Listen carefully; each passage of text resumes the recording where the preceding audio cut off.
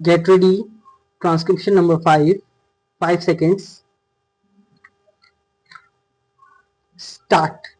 The Industrial Policy Resolution of 1948 was good so far as it went, but unfortunately the spirit of it could not be understood or appreciated by the common man in this country. So a new orientation of this policy was given, and the Honorable Prime Minister, after his return from China, publicly declared that the future policy of the country, or rather the future pattern of society, will be the socialist pattern. That was further emphasized by the resolution passed at the Awadi session of the Congress and later reiterated by Shri Dhibar, President of the Indian National Congress. I am very glad to say that the spirit of it has been caught by the nation today. If I may say so, the nation has taken up the challenge for securing the socialist pattern of society. It behoves all the sessions, both inside this house as well as outside, without having mutual recriminations, to try and propagate in a sincere manner and establish the socialist pattern of society indicated by the statements of the great leaders of our country. It may be relevant and pertinent if I refer to a few sentences from the memorandum presented on 4th June 1939 by our Prime Minister, who was the chairman of the All India Planning Committee, which came into existence when there was provision, provincial autonomy in the provinces. On the pages 39 and 40 of that report, he stated, it is clear that the drawing up of a comprehensive national plan becomes clearly an academic exercise with no relation to the reality unless the planning authority or those to whom it is responsible are in a position to give effect to the plan. If this authority is powerless or circumscribed or restricted and has limited activities, it cannot plan. An essential prerequisite of planning is thus complete freedom and independence for country and removal of all outside control.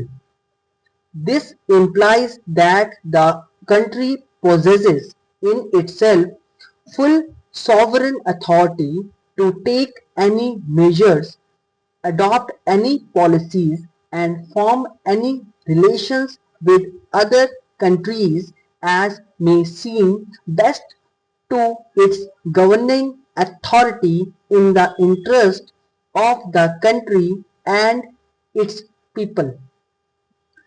National independence is thus an indispensable preliminary for taking all the steps that might be found necessary for carrying out the 5-year plan in all its various aspects throughout the whole country. At the present moment, it is clear that not only have we in India know national independence, but we are hedged in and obstructed by numerous restrictions, limitations, safeguards, and reservations which block the path to planning and progress. Our plan for national development must therefore be drawn up for a free and independent India. Thanks to sacrifices made by millions of our countrymen and countrywomen under the leadership of the father of the nation, Mahatma Gandhi, we have today secured complete sovereign political independence at a time when the nations of the world were engaged in the bitterest struggle using all the weapons of destruction. If therefore If therefore we have secured political independence during the period of a quarter of a century, it should not be difficult, especially when we are today masters in our own country, to secure a socialist pattern of society, as has already been indicated, but it requires the assistance, the propaganda, the active work of all those who are interested in this.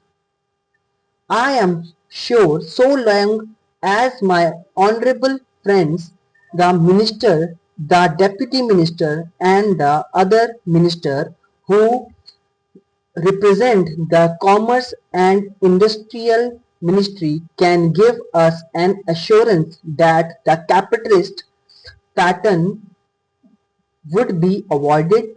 Some of us who believe in a cent-per-cent socialist democracy give an undertaking that certainly totalitarian policy will not be introduced in this country, because we have believed all along during the fight that we have given to the British government, when we secured political independence, that we shall try to maintain democracy undiluted and a socialist democracy at that.